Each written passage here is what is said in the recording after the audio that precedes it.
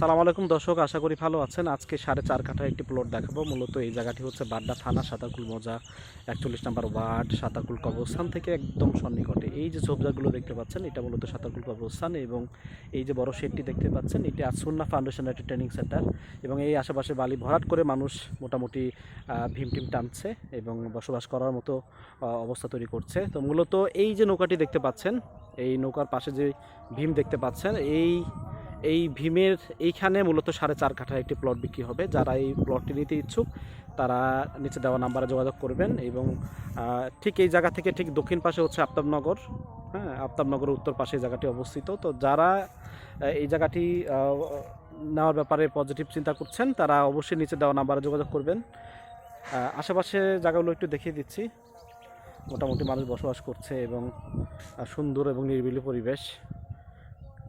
এই হচ্ছে জায়গার অবস্থা। তো ধন্যবাদ সকলকে, ভালো থাকবেন।